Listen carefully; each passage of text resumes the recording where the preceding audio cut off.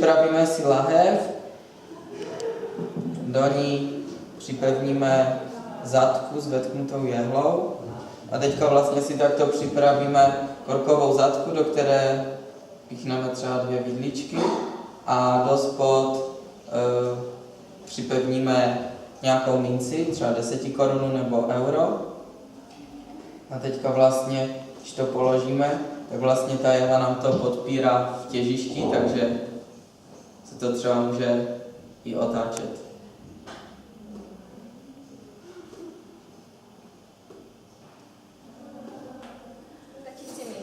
Na tento pokus jsme si nachystali 2 vychlazené předem láhve a mince 50 korun a 10 korun. Láhve se budou okolním vzduchem nebo tělesnou teplotou oteplovat a rozpínavostí vzduchu uvnitř láhve budou mince poskakovat.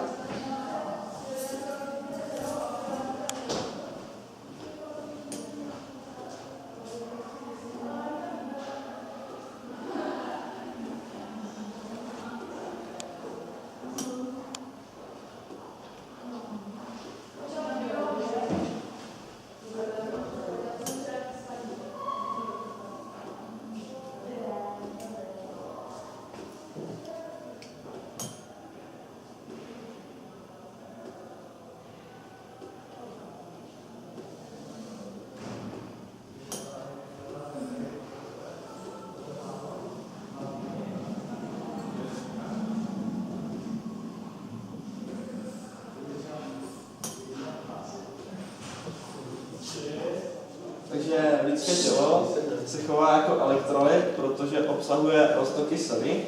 Proto když položíme jednu ruku na destičku z narezu a druhou z hliníku, tak vznikne napětí asi 0,55 V. Takže vlastně mám připravený vysypaný čajový sáček a když ho zapálím, tak by vlastně měl teplý vzduch stoupat nahoru a měl by vynést kousky sáčku do vzduchu.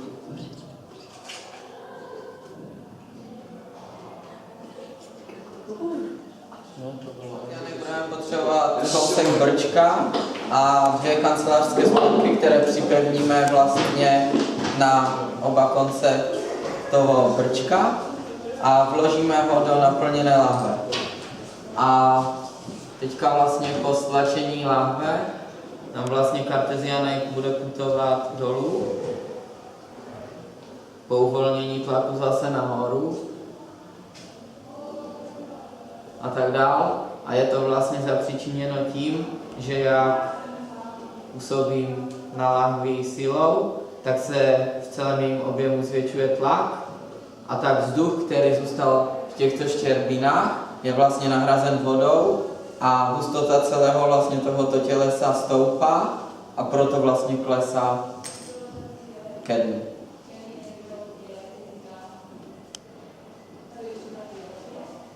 Je to vidět, jak to klesá?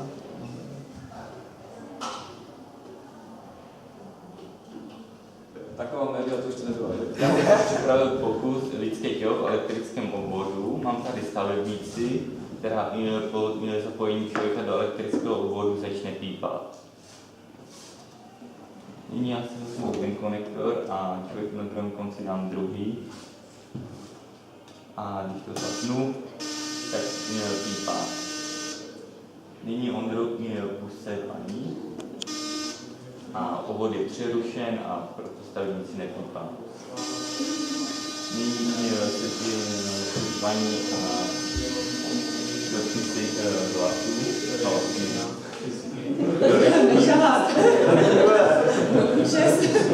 Dokáže s tím, že vlastní vlasy jsou izolán a tím pádem nevedou elektrický proud. Takže teďka vlastně si ukážeme, že tento metr, když podepřeme, tady máme zapalku, když ho podepřeme vlastně takhle na hrdlo lahve, tak bude držet, když ho seřadíme do vhodné polohy, a to proto, že vlastně ta zapalka bude v těžišti toho tělesa. Se jmenuje Jirkovi telefon. Jirko, jak se máš? Mám se dobře. Díky. Že tento pokus budeme potřebovat 2 kelímky, niť a ještě nějaký plastelinu na upevnění do kelímku. Takže tento pokus spočívá v tom, že vlastně zvuk, který vydávají moje ústa, vlastně jakési mechanické vlnění, které rozkmitá tady ten kelímek a ten kelímek to pak převede do druhého kelímku a můj soused Jirka tady to pak slyší. Je to úplně jednoduché, můžu to vyzkoušet ještě jednou. Ahoj Jirko. Ahoj Majku.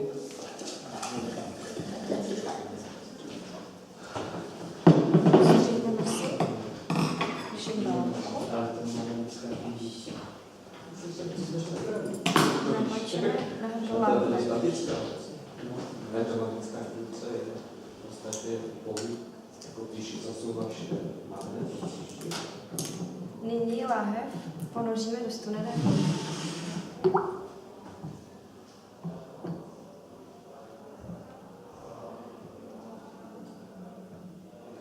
Tak k tomuto pokusu potřebujeme talíř, svíčku, zápalky, sklenici a nádobu s vodou. Vlastně na talíř nalijeme vodu.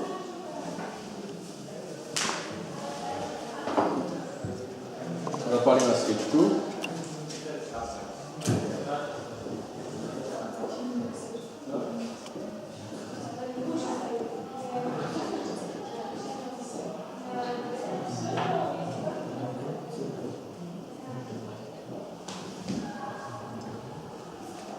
A teďka na svíčku položíme sklenici.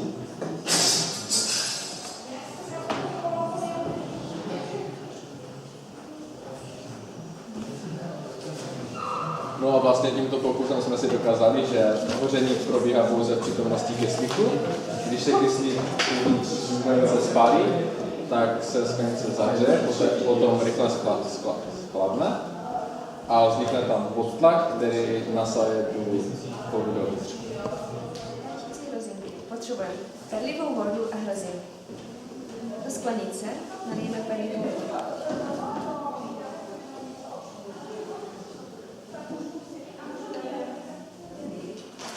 Hodíme pár hrozinek.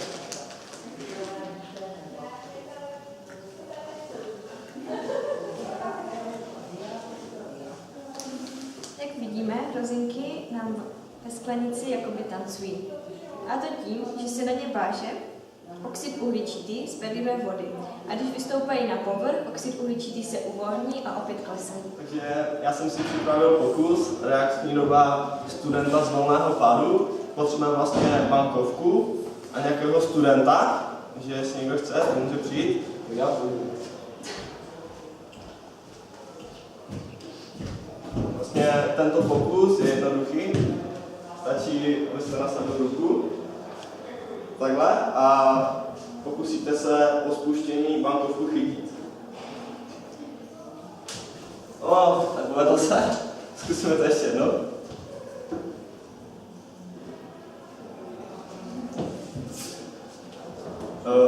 Abych vám řekl upřímně, je skoro nemožné, abyste to chytil, protože průměrná reakční doba člověka je 0,3 sekundy.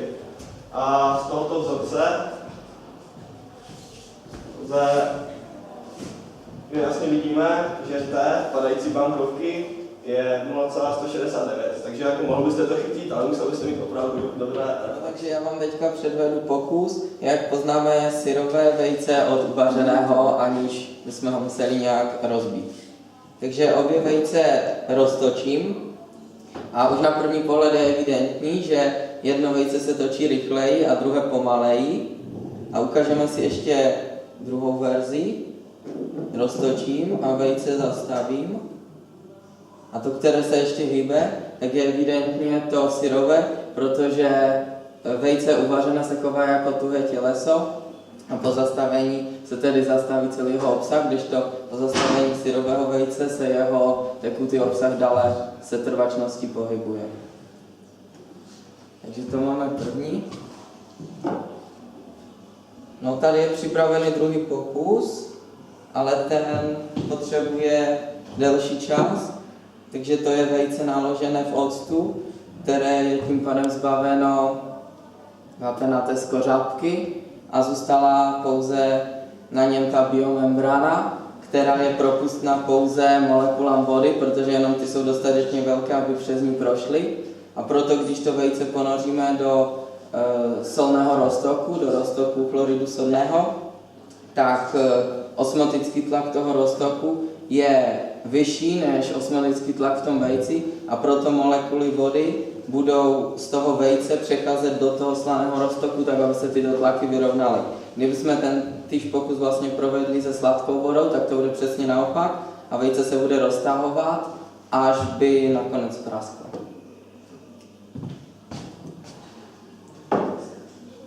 No a potom, tak to nevím, jestli to bude fungovat. Kde jsou ty zápalky?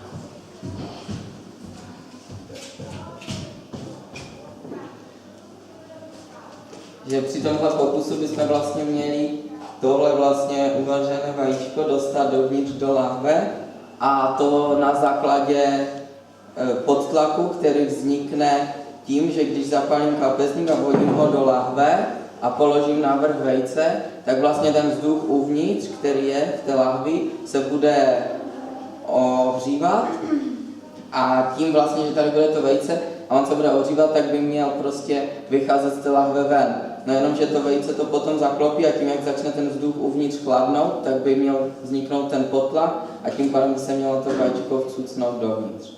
Takže já to teď zkusím.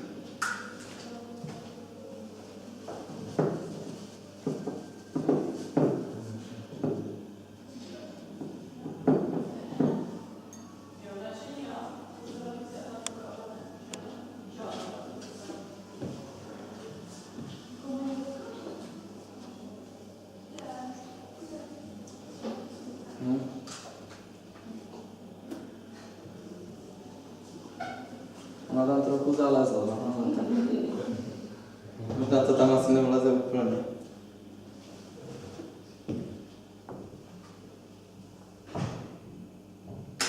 Asi nebo už to zhaslo.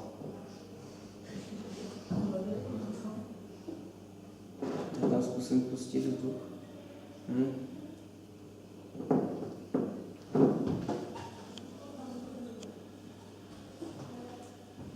Zkusím to ještě raz.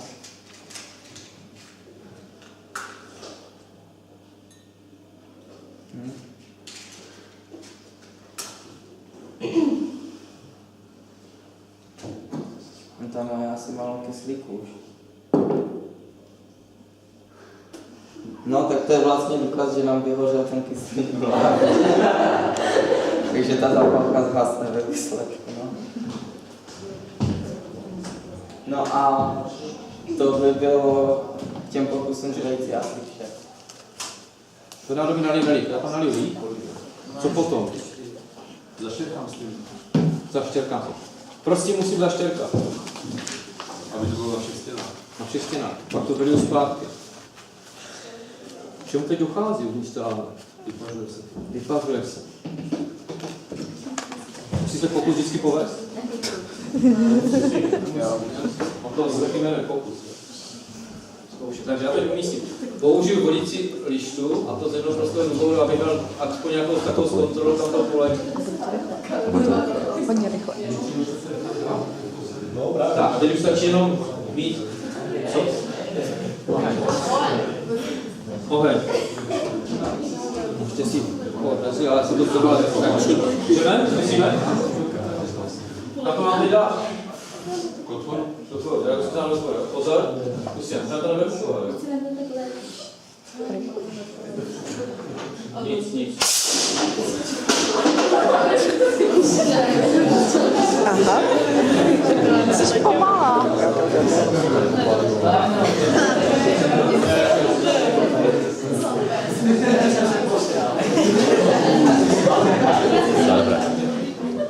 Vidíte tam nějakou vlajku, zelenou, žlutou, černou, barvy Afriky, jasné, vlajka, takže nějaký africký stát asi. Ale když se na to podíváte a budete se upřeně dívat na průnik nebo na místo, kde se stýká ten žlutý trojúhelník, tato místo, jsou tím černým čtyřúhelníkem a zeleným čtyřúhelníkem, a potom po 30 sekundách se podíváte na bílou plochu tak uvidíte vlajku v opačných inverzních barvách, než je tato vlajka. Inverzní barva žluté je modrá, inverzní barva černé je bílá a zelené je červená. Takže těm, kteří se to povede, a kteří to na tom bílém plátně uvidí, tak popřeju pěkného Mikuláše a pěkné Vánoce a tím se s váma rozloučím. A pro ty, kteří to ještě nevidí, co to je, tak se pokusím malou nápovědu.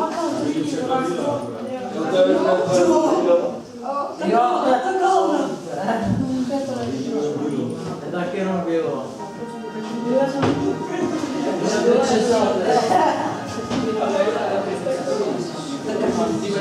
Takže kdo viděl? No to je Vánoc na poprvé. Takže můžete si vyrobit různé vlajky. My tady máme celou takovou krabici z toho projektu a to jsou vlajky téměř, já nevím, všech zemí světa, protože ta barva modro-žluto-červená je téměř na všech vlajkách.